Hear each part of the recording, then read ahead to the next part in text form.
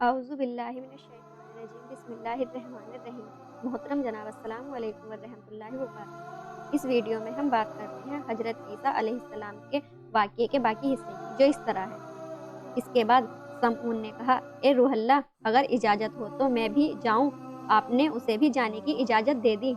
हज़रत ईसा ने तीनों हवारी रवाना हुए। जब शहर के करीब पहुँचे तो समून शहर के बाहर ठहर गया और याकूब और सोबान से कहा कि तुम दोनों जाकर हज़रत ईसा के हुक्म के मुताबिक अमल करो। अगर तुम्हें कोई नुकसान पहुँचेगा तो मैं भी कुछ तदबीर करूँगा। शहर के लोग हज़रत मरियम और ईसा का हाल पहले ही जान चुके थे। अब याकूब और सोबान ने शहर में आकर आवाज़ लगा दी, ए लोगों, ईसा जो अल्लाह की रूह और अल्लाह का कलीमा है तुम्हारे शहर में आना चाहते हैं। तो लोग जमा हुए और पूछा, तुम में से किसने यह आवाज़ लगाई है? याकूब ने तो इनकार कर दिया, लेकिन सोबान ने कहा, आवाज़ मैंने लगाई है। लोगों ने हज़रत ईसा और हज़रत मरियम को बुरा भला कहा और सोबान को पकड़कर बादशाह के पास ले गए। बादशाह ने कहा, तू इन बातों से बाज आ, नहीं तो मैं तेरे कत्ल का हुक्म दूंगा। सोबान अपनी बात पर कायम रहा और बादशाह के हुक्म को ठुकरा दिया। बादशाह ने उसके हाथ पांव कटवा दिए और आंखों में सलाई फिराकर बस्ती के बाहर डलवा दिया। समून यह हाल देखकर शहर में आया और बादशाह के मुसाहिबों से मिलकर काफी ताल्लुक पैदा कर लिया, यहाँ तक कि बादशाह तक उसकी पहुंच हो गई। एक रोज मौका पाकर बादशाह से कहा कि अगर इजाजत हो तो इस शख्स से जिसके हाथ पांव काट दिए गए हैं मैं तो कुछ बातें पूछूं। बादशाह ने इजाजत दे दी। सोबान लाया गया। समून ने उससे कहा कि तू क्या बात कहता था? उसने कहा, यही कि ईसा खुदा के रसूल हैं, खुदा का कलीमा है और खुदा की भेजी हुई रूह है। समून ने कहा, इसकी क्या दलील है?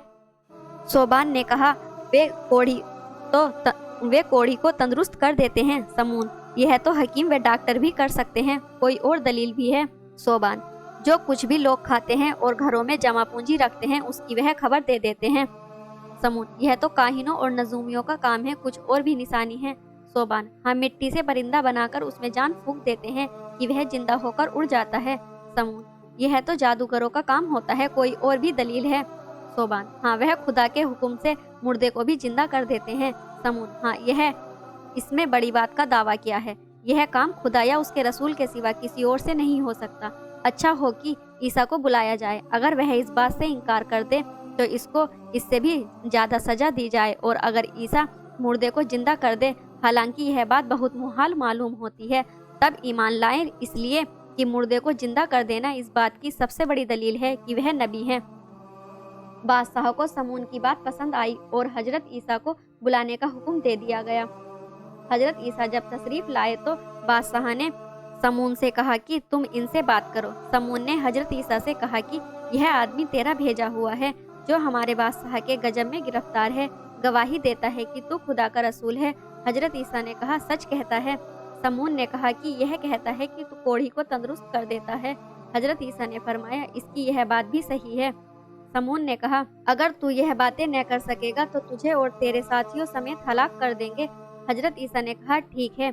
समून ने कहा, पहले तू अपने साथी को तंदुरुस्त कर दे। हजरत ईसा ने उस पर हाथ फेरा और वह तंदुरुस्त हो गया और उसकी आंखें भी ठीक हो गई। समून ने कहा, ए बादशाह, यह तो पैगंबरी की निशानियों में से एक निशानी है। फिर समून ने हजरत ईसा से कहा कि बताओ, इस मजलिस के लोगों ने रात को क्या खाना खाया था? हजरत ईसा ने एक एक के बारे में बता दिया कि तुमने रात को फला चीज रख छोड़ी है। फिर समून ने कहा, यह आदमी कहता है कि तू मिट्टी का परिंदा बनाता है और वह जिंदा होकर उड़ जाता है। हजरत ईसा ने कहा, यह सच कहता है। फिर हजरत ईसा ने मिट्टी का एक परिंदा बनाया, फिर उस पर फूंका, वह सबके सामने जिंदा होकर उड़ने लगा। इसके बाद बड़े बड़े रोगी आपकी फूंक से तंदुरुस्त हुए। सबने दरख्वास्त की कि अब मुर्दे को जिंदा करो। हजरत ईसा ने कहा, जिस मुर्दे को कहो मैं खुदा के फजल से उसको जिंदा कर दूंगा। सब ने कहा, साम बिन नूह जो हमारा और तुम्हारा दादा है उसे जिंदा करो। आप सबके साथ हजरत साम की कब्र पर गए, खुदा से दुआ की। उसके बाद साम को पुकारा, खुदा के हुक्म से जो आसमान व जमीन का पैदा करने वाला है। कब्र फट गई और एक शख्स सफेद बाल वाला बाहर निकल गया और जवाब दिया, ए रूहल्लाह, मैं हाजिर हूँ। और सामने लोगों की तरफ मुंह करके कहा, ए लोगों, यह ईसा मरियम सिद्दीका का बेटा और खुदा की भेजी रूह है। तुम इसकी नबूवत को मानो और ईमान लाओ। حضرت عیسیٰ نے سام سے پوچھا، تمہارے بال تو سفید نہیں ہوئے تھے، یہ داڑھی سفید کیوں ہو گئی؟ انہوں نے جواب دیا، جب میں نے تمہاری آواز سنی تو مجھے گمان ہوا کہ قیامت آ گئی ہے، اس کی حیرت سے میرے بال سفید ہو گئے۔ حضرت عیسیٰ نے فرمایا، تمہیں وفات پائے کتنا زمانہ گزر گیا؟ وہ بولے 4000 سال۔ حضرت عیسیٰ نے کہا کہ تم چاہو تو میں خدا سے دعا کروں کہ تم پھر دنیا کی ہوا کھاؤ۔ سام نے کہا، آخر پھر موت کا مزہ چکھنا پڑے گا، اچھا ہے کہ مجھے واپس بھیج دیا جائے۔ حضرت عیسیٰ نے دعا کی، وہ پھر پہلے کی طرح قبر میں تشریف لے گئے اور زمین برابر ہو گئی۔ اس معجزے سے لوگ حضرت عیسیٰ پر ایمان لے آئے۔ آج کے لیے بس اتنا ہی، اگلی ویڈیو میں ہم حاضر ہوں گے خوان کا اترنا واقعے کو لے کر، تب تک کے لیے اللہ حافظ۔